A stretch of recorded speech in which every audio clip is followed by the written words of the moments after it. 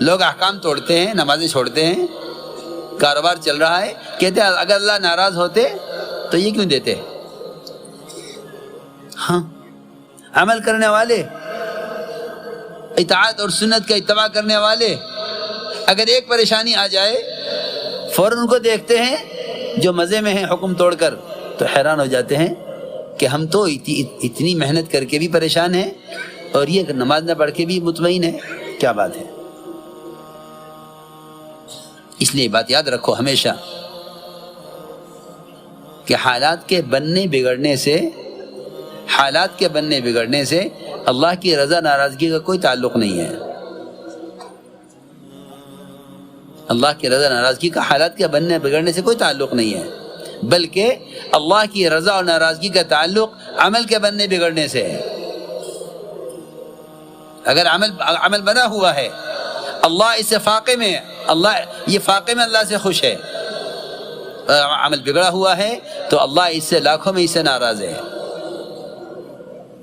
اس لیے کبھی بھی کسی کی حالت کو دیکھ کر دھوکہ نہیں کھانا چاہیے کہ اگر اللہ اس سے ناراض ہوتے تو یہ ان حالات میں کیوں ہوتا ہے، اس کے حالات تو بڑے اچھے ہیں۔ حقیقت یہ ہے کہ اللہ رب العزت جس سے محبت کرتے ہیں اس کو مال سے ایسے بچاتے ہیں جس طرح تم میں کا کوئی شخص اپنے بیمار کو پانی سے بچاتا ہے۔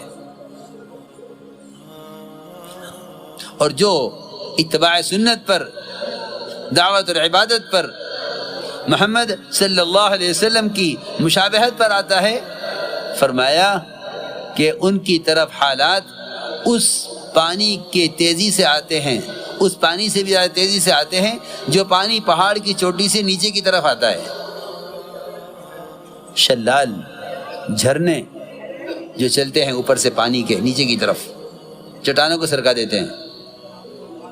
فرمایا کہ جو ہماری طرف آئے وہ یہ سوچ کر آئے کہ میری طرف حالات اس پانی کی قوت سے اور اس سیل سے بھی زیادہ قوت سے آئیں گے جتنی قوت سے پانی کے اوپر سے پہاڑ کی چوٹی سے پانی نیچے کی طرف آتا ہے۔ آپ دیکھیں، کئی جھرنے دیکھے ہوں تو معلوم ہو کتنی قوت سے پانی اسے کوئی روک نہیں سکتا۔ پانی کی قوت چٹانوں کو سرکا دیتی ہے۔ تو ہم نے عرض کیا کہ کسی کے ہاتھ میں بھی سبب دیکھ لینا، یہ مت خیال کرنا کہ اس پر اختیار ہے، بلکہ ہر چیز پر اللہ کا قبضہ ہے، ہر چیز پر۔ چنانچہ سلیمان علیہ السلام کو اللہ نے اسباب دیے اور خوب دیے، خیال ہوا کہ ان اسباب کو حکم پر لگائیں، اللہ نے قوت دی ہے، اعلیٰ نسل کی بیویاں دی ہیں، خیال ہوا کہ اپنی اولاد میں سے 100 مجاہد اللہ کے دین کی محنت کے لیے تیار کریں۔ اللہ کی شان، اعلیٰ نسل کی بیویاں، خوب بچے جننے والی اور اعلیٰ نیت، خیر کا کام، یہ کیا کریں گے کہ اپنی اولاد میں سے 100 مجاہد اللہ کے دین کی محنت کے لیے تیار کریں۔ یہاں تو تاجر کی تمنا یہ ہے کاش بیٹا ہو جاوے جو دکان سنبھال لے، کارخانے والے کی تمنا یہ ہے کسی طرح بیٹا ہو جاوے کارخانے کو سنبھال لے۔ وہاں انبیاء کی تمنا یہ ہوتی تھی کاش اللہ تعالیٰ اولاد دے جو اللہ کی طرف سے ملی ہوئی اس دعوت کی امانت، دین کی امانت کی حفاظت کرے۔ زکریا علیہ السلام نے 120 سال کی عمر میں اولاد اسی لیے مانگی تھی اللہ سے، انی خفت الموالیہ من ورائی، یہ کہہ کر مانگی تھی۔ انہوں نے تو دعا مانگی اسباب کو ناکارہ بتاتے ہوئے کہ سبب سے کوئی امید نہیں ہے، تو سے امید ہے۔ یہاں دعاؤں میں قوت جب تک ہوتی ہے جب تک اسباب ساتھ ہوتے ہیں کہ ہاں ابھی اسباب ہیں، دعا مانگو۔ جب اسباب ختم ہو جاتے ہیں دعائیں بھی ختم ہو جاتی ہیں۔ وہاں سلیمان علیہ السلام نے اس خیر کے ارادے سے، روایت میں ہے فرشتے نے کہا انشاءاللہ کہہ لو، فرشتے نے کہا انشاءاللہ کہہ لو، لیکن بھول گئے، وقت پر بھول گئے۔ ارادہ تھا خیر کا، لوگ کہتے ہیں خیر کے ارادے میں تو اللہ کی مدد ہوتی ہی ہے، نہیں، تم ہر خیر کے ارادے کو بھی اللہ کی مشیت پر موقوف کرو۔ وما تشاءون الا ان یشاء اللہ، تمہارے چاہنے سے کچھ ہوگا ہی نہیں جب تک اللہ نہ چاہیں۔ 100 بیویوں صحبت کی، 100 میں سے ایک کو حمل ٹھہرا، 99 بیویوں کو حمل نہیں ٹھہرا۔ ہمارے ہاتھ میں ہے نا، یہ تو ہمارے ہاتھ میں ہے۔ ہم جب چاہیں گے تو حمل ہوگا، نہیں چاہیں گے تو نہیں ہوگا۔ سارے اسباب ہیں۔ ایک صاحب نے مجھے بذات خود یہ بات سنائی ہے کہ میں نے اولاد کے پیدا ہونے میں رکاوٹ پیدا کرنے کے لیے ساری کوششیں کی، لیکن اللہ کا حکم۔ ڈاکٹر بھی حیران تھا کہ کیا ہوا۔ جب ساری کوششیں کر لی، آخر میں ڈاکٹر نے کہا کہ اس کے علاوہ اور کوئی راستہ نہیں ہے کہ آپ اپنی اہلیہ کا آپریشن کرائیں اور رحم نکال دیں۔ جی ہاں، اب اور کوئی راستہ نہیں ہے۔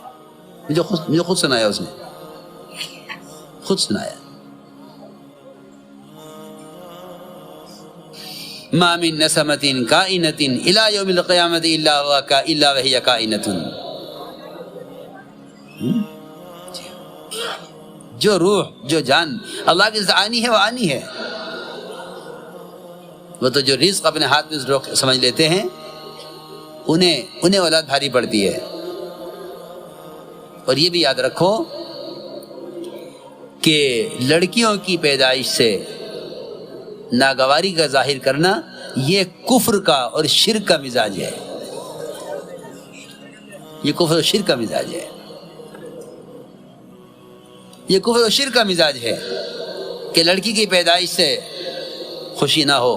یہ کفر و شرک کا مزاج ہے۔ اس مزاج کی طرف لوگ جا رہے ہیں۔ یہ کفر و شرک کا مزاج ہے کہ لڑکی کی پیدائش سے خوشی نہ ہو جو بیٹے کی پیدائش سے ہو۔ سنو غور سے، اللہ تعالیٰ نے قرآن میں جہاں اپنی مشیت کو اور اپنے ارادے اور قدرت کو بیان کیا ہے بچوں کے پیدا کرنے میں، وہاں لڑکیوں کو مقدم کیا ہے لڑکے پر۔ ہاں، یعنی فرمایا یہب لمن یشاء الذکور ویہب لمن یشاء اناثا، بلکہ فرمایا یہب لمن یشاء اناثا ویہب لمن یشاء الذکور۔ پہلے لڑکی کو مقدم کیا ہے، لڑکی کو مقدم کیا ہے قرآن میں۔ جس کو چاہتا ہے وہ لڑکی دیتا ہے، جس کو چاہتا ہے لڑکا دیتا ہے۔ لڑکی کو مقدم کیا ہے لڑکے پر۔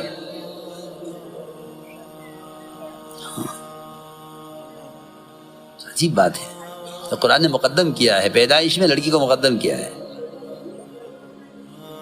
میں عرض کر رہا تھا کہ جب سارے جتن کر لیے اور کسی طرح اولاد نہ رکی تو انہوں نے بھائی اس میں آگے عورت میں حمل کی گنجائش نہیں ہے، عورت کی صحت قابل نہیں ہے، لہٰذا آپ آپریشن کرا کے اسے رحم کو نکال دیں۔ نکال دیا۔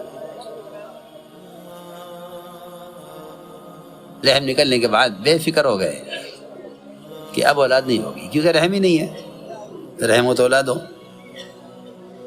رحم ہو تو اولاد ہو۔ آ کے میرے پاس آئے، کہنے لگے میں تو آپریشن کرا دیا ہے اور ٹھیک ہے۔ عجیب بات ہے، سال گزرا نہیں تھا کہ پھر اولاد ہوئی۔ یہ کیا ہوا؟ یہ کیا ہوا؟ ڈاکٹر بھی حیران، یہ بھی حیران۔ کسی نے بتایا کہ ہاں بہت شاذ و نادر ایسا بھی ہوتا ہے کہ کسی عورت کے پیٹ میں 2 رحم ہوتے ہیں، ایک رحم چھپا رہتا ہے، سکڑا رہتا ہے، جب تک بڑا رحم موجود ہے، نکل جاتا ہے تو وہ پھیل جاتا ہے دوسرا۔ معاملہ یوں نہیں ہے، معاملہ یوں نہیں ہے، معاملہ یوں ہے کہ ہم تمہیں تمہارے ارادوں میں ناکام کر کے دکھلائیں گے اپنی مشیت سمجھانے کے لیے۔ یہ تو اپنی چاہتوں کا ارادوں کو ہماری چاہت پر موقوف کر لو، ورنہ تم کامیاب نہیں ہو سکتے۔ سلیمان علیہ السلام نے 100 بیویوں صحبت کی، اعلیٰ قوت، اعلیٰ نسل کی بیویاں، لیکن ایک کو حمل ٹھہرا، 99 کو حمل ہی نہیں ٹھہرا۔ آپ نے فرمایا انشاءاللہ کہہ لیتے سب سے بچے ہوتے۔ چنانچہ ایک بیوی کو حمل ٹھہرا، اور اس میں بھی روایت میں ہے کہ وقت سے پہلے ہی وہ روح پڑنے سے پہلے ہی ضائع ہو گیا۔ جسد بے روح جسم کو کہتے ہیں، جسد کہتے ہیں بے روح جسم، کہ بغیر روح کا جسم۔ دائیں لا کر ڈالا کرسی پر کہ یہ پیدا ہوا ہے، یہ پیدا ہوا، یہ کیا ہوا؟ فوراً سمجھ گئے۔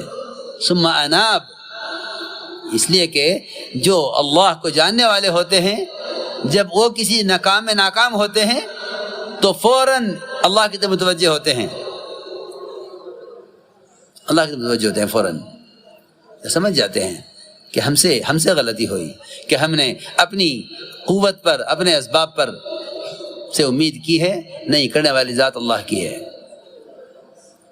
میرے دوستو عزیزوں، حضور اکرم صلی اللہ علیہ وسلم کو اس کی تاکید کی گئی ہے۔ آپ کسی چھوٹے سے چھوٹے کام کے بارے میں بھی کبھی یہ مت کہیے گا یہ کام میں کل کر لوں گا، جب تک انشاءاللہ نہ کہہ لیں۔ یہ میں عرض کر رہا تھا کہ جتنا بھی نظام کائنات ہے اس کے تمام تغیرات کا براہ راست تعلق اللہ کی ذات سے ہے۔ نظام کائنات سے کائنات کا کوئی تعلق نہیں ہے، نظام کائنات کائنات سے کوئی تعلق نہیں ہے۔ اس طرح ایمان سکھلایا گیا ہے، اس طرح ایمان سکھلایا گیا ہے۔ اور جتنی غیب کی چیزیں ہیں وہ غیب کی چیزوں کا یقین دلایا گیا ہے کہ محمد صلی اللہ علیہ وسلم جو خبر لائیں، آپ کی لائی ہوئی خبر کو آپ کے اعتماد پر تمام کائنات کے نقشوں سے ہٹ کر، تمام ظاہری نظام سے ہٹ کر اس کو تسلیم کیا جائے۔ ہماری عقلیں صرف اس کائنات کے ظاہری نظام تک محدود ہیں، اور وہ عقل ہی کیا، وہ عقل ہی کیا، لوگ سائنسدانوں کو عقل والا کہتے ہیں، وہ عقل ہی کیا جو کائنات کے نظام تک محدود ہے، وہ عقل ہی کیا ہے، وہ عقل ہی کیا ہے۔ اور واقعی عرض کرتا ہوں، شاہ عبدالعزیز محدث دہلوی رحمۃ اللہ علیہ نے حدیث نقل کی ہے فتح العزیز میں، ما انت بنعمت ربک بکاہن ولا مجنون، اس آیت کے ذیل میں کہ اللہ کا فضل یہ ہے محمد صلی اللہ علیہ وسلم پر کہ آپ کاہن بھی نہیں ہیں اور مجنون بھی نہیں ہیں۔ اللہ کا فضل ہے،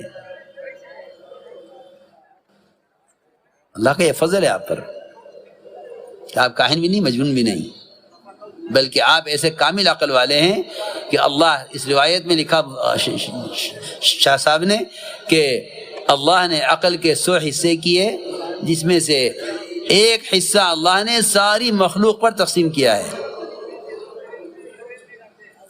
ایک حصہ عقل کا ساری مخلوق پر تقسیم کیا ہے، اور 99 عقل کے حصے تنہا محمد صلی اللہ علیہ وسلم کو دیے گئے ہیں۔ یہ سنتوں کے بارے میں یہ کہیں کہ اس سے کیا کیا فائدہ ہے، اس سے کیا ہوتا ہے، یہ کس لیے ہے، اس کی کوئی گنجائش نہیں ہے، اس کی کوئی گنجائش نہیں ہے کہ کوئی مسلمان یہ کہے کہ اس سنت کی کیا ضرورت ہے، اس سنت کی کیا فائدہ ہے، کہ جس 99 عقل والے نے یہ عمل تجھے کر کے دکھلایا ہے، جس کا حکم دیا ہے، تیرے پاس اس کے مقابلے میں عقل کا کون سا ذرہ ہے جس کی بنیاد پر تو یہ سوال کرے کہ اس سنت کی کیا ضرورت ہے؟ سوچنے کی بات ہے۔ وہ تو جب رواجی طریقے غالب آ جاتے ہیں تو سنتوں کے لوگ فوائد اور علتیں اور وجہ معلوم کرنے لگتے ہیں کہ اس کی کیا ضرورت ہے، یہ تو ایسے بھی ہو سکتا ہے، تو ایسے بھی ہو سکتا ہے۔ اب میں چھوٹی سی مثال دے کر سمجھاتا ہوں۔ آپ اپنے محلے کے کلینک میں ایک عام چھوٹا سا ڈاکٹر، اس سے جا کر اگر یہ کہہ دیں کہ اس گولی کی کیا ضرورت ہے تو پاگل کہے گا، تمہیں نکال دے گا. تو تجھے کیا خبر، ڈاکٹر میں ہوں، دوا میں دے رہا ہوں، تجھے کیا مطلب ہے اس سے؟ آپ ایک کلینک کے ڈاکٹر سے نہیں کہہ سکتے کہ یہ دوا کیوں دے رہے ہو، اس کی کیا ضرورت ہے؟ میں تیرا معالج ہوں، دوا میں تجویز کر رہا ہوں. اور یہ ایسے بے عقل کہ سنتوں کے بارے میں کہتے ہیں کہ اس سنت کی کیا ضرورت ہے، اس کا کیا فائدہ ہے؟ وہ آپ صاحب فرماتے تھے، بلکہ حضرت نے مولانا الیاس صاحب رحمۃ اللہ علیہ نے بہت بچپن میں، مولانا صاحب چھوٹے سے تھے، ان سے پوچھا کہ یوسف قطب بننا چاہتے ہو؟ کہ ہاں. کہ تمہیں قطبیت کا، قطب بننے کا نسخہ بتا دوں؟ لوگ تو سمجھتے ہیں کہ بہت